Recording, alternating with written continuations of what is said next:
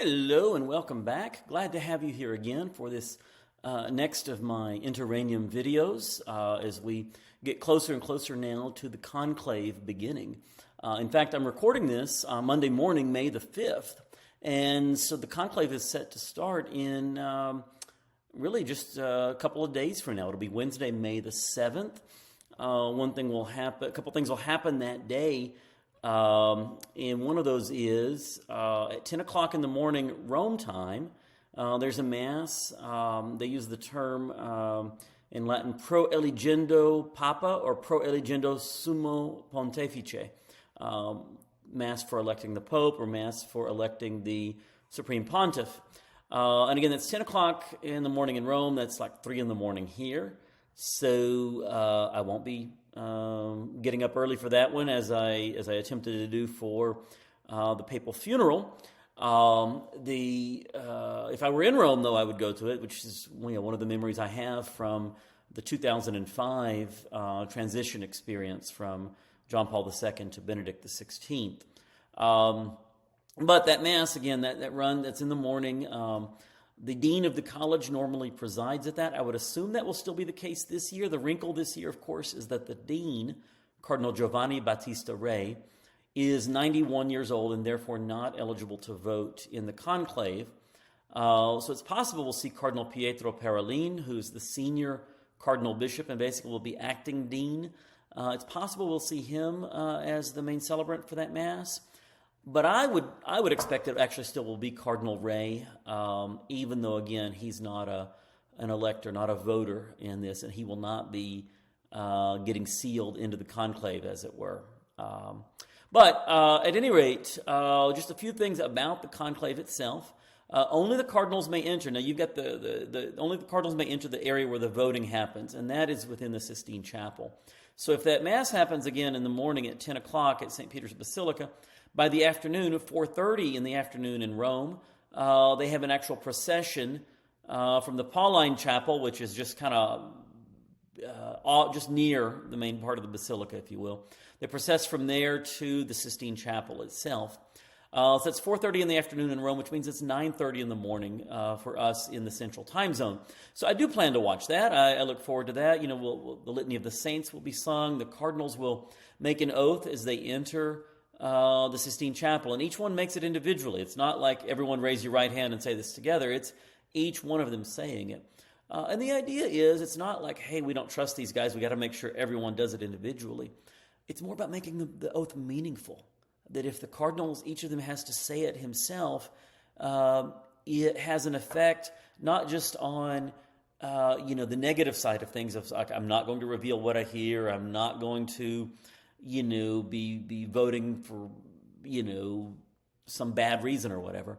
But there's a positive reinforcement of saying, okay, this is such a big deal. I'm going to take this really seriously. I've made this oath before God and the world to maintain secrecy, but even more importantly, to vote for the man I believe will be the best pope moving forward.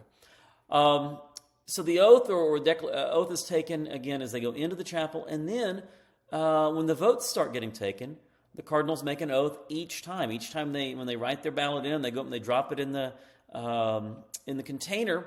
They make an oath as they drop it in. And I should have had that wording in front of me, but essentially they're saying, I swear before God that this is the one I believe to be the next, need to be the best candidate here. So they take one vote on the opening day of the conclave. No one expects a new pope to be chosen on that first ballot. So I would expect then we see black smoke go up probably around 7 p.m. Rome time would be my guess. Could be a little bit earlier than that. But 7 p.m. in Rome is going to be about noon, 12 noon here in the Central Time Zone. So I'll be, just before going to lunch, probably be checking to make sure whether the black smoke has gone up or not. Then Thursday is the first full day of conclave. And so there are 2 votes in the morning and 2 in the afternoon.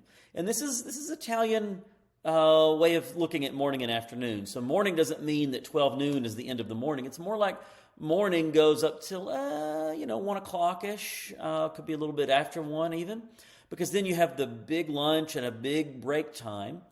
And then the 2 afternoon votes are probably more like evening votes. They're probably more like roughly 6 p.m. and 7 p.m. Rome time. And so that's going to be 11 in the morning or 12 noon for us in the Central Time Zone. Or again, if we get a morning election, then that's going to be probably noonish in Rome.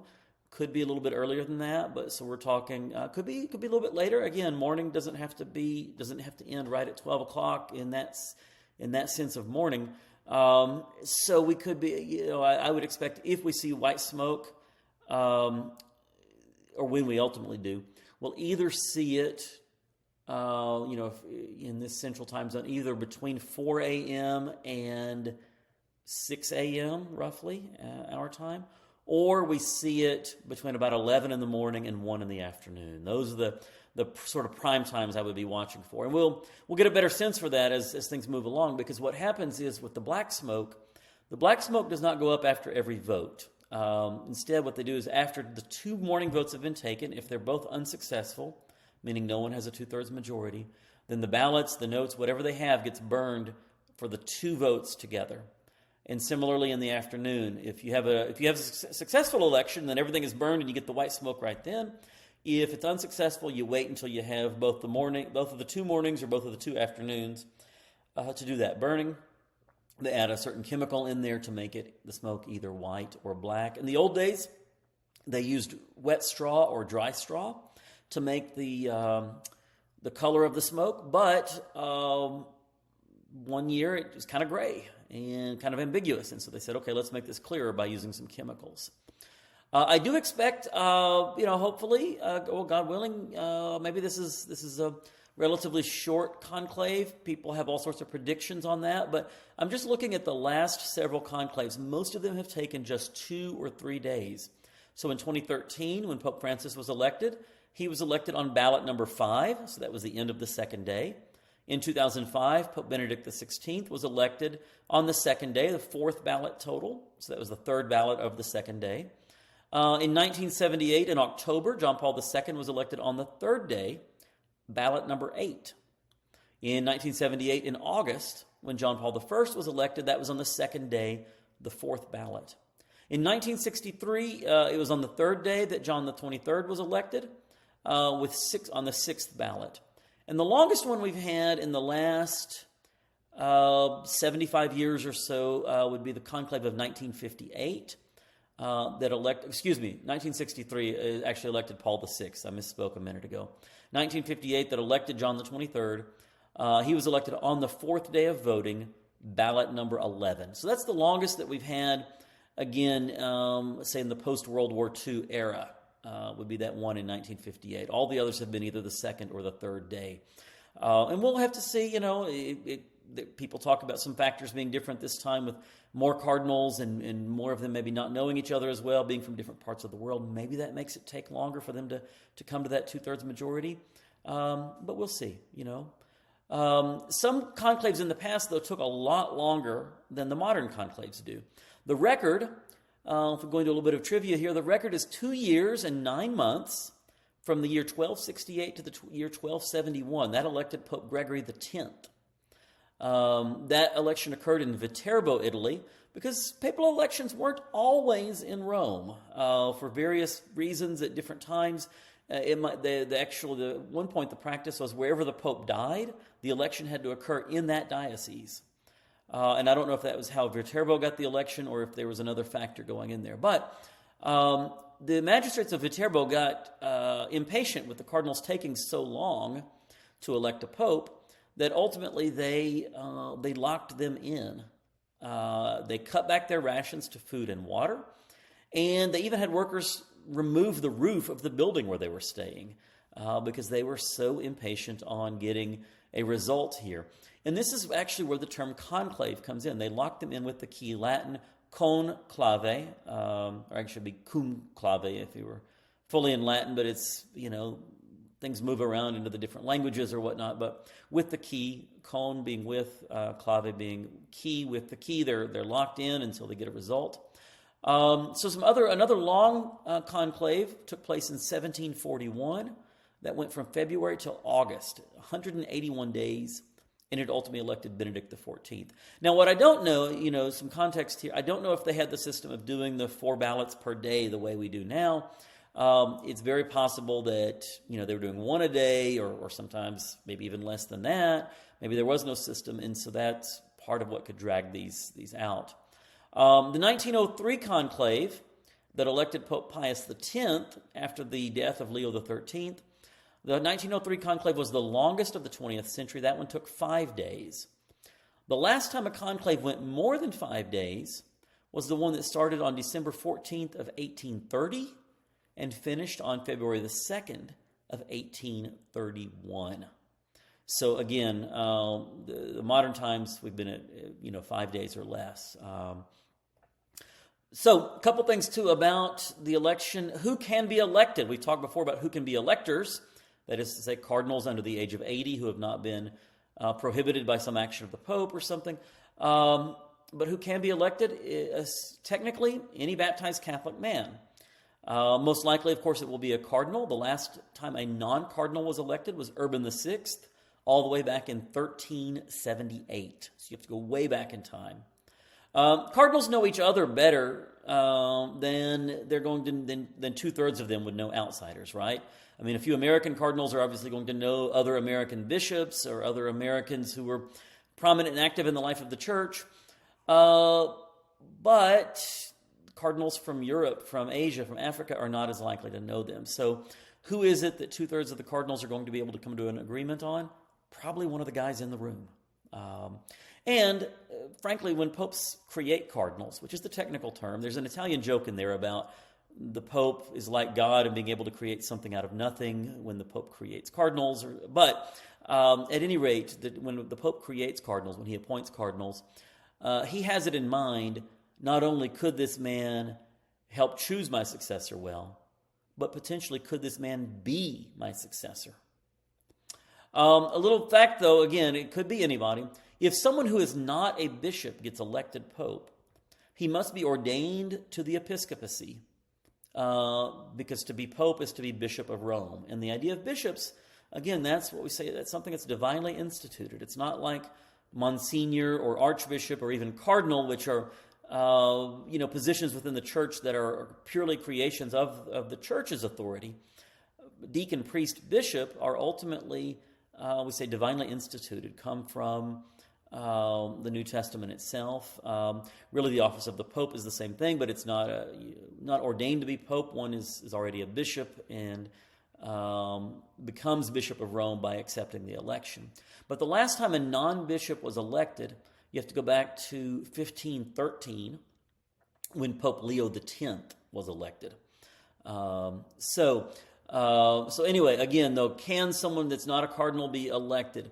Yes. Again, any baptized Catholic man can be. One of the interesting little memes I've seen floating around in relation to this is from the movie Dumb and Dumber with Jim Carrey's character, says, "So you're saying there's a chance?" And that line comes up in the movie, after the woman had told him there's like his chances to be able to date her were like 1 in a million or something. And so, so you're saying there's a chance. Even less of a chance for a lot of the people posting saying, could I be elected Pope? Well, so even one of these really funny ones on a local connection, if you will. As I saw a parishioner, I think, that had shared one of these, "So you're saying there's a chance" memes. And one of the comments was, "Oh no, I hope they don't take Calipari. We need him to coach the basketball team next year." So I can say, I think with great confidence, John Calipari is a great man, but will not be elected Pope. We will, with very, very, very extreme likelihood, see one of these cardinals in the conclave be elected. If it's not one of the cardinals in the conclave, my personal next best guess, so to speak, would be possibly a cardinal over the age of 80. Cardinals over the age of 80 cannot vote, but they may be well known, some of them at least, by the cardinal electors. And so If at some point they figure out, okay, we can't elect anybody here in the room, nobody's getting 2/3, maybe there's someone over 80 who carries that level of respect from the cardinal electors. If it's neither of those, if it's, say, it's not a cardinal at all, then it gets really difficult to predict who the College of Cardinals, the voting segment there, might choose. And again, I think we'd almost certainly be looking at some bishop who is well known on the world scene in some way, or possibly the head of some religious order or something along those lines. But at any rate, again, most likely expect it to be a cardinal, expect it to be within, I would expect within that 5-day window, even very likely I'm expecting on that second or third day. But who knows? Ultimately we'll see what the College of Cardinals decides and what conclusion they come to and who gets elected. So, again, thank you for watching. I appreciate you joining me here. I'll have a few more of these videos. Again, going through at least when the conclave begins, possibly even a day or two into it. And so thank you for watching. Feel free to share, to like, to let other people know. My target audience here are parishioners at St. Joseph in Fayetteville, but I'm really glad to have anybody that's interested watching and joining us. And as we're still in the Easter season, happy Easter to everyone. Bye-bye.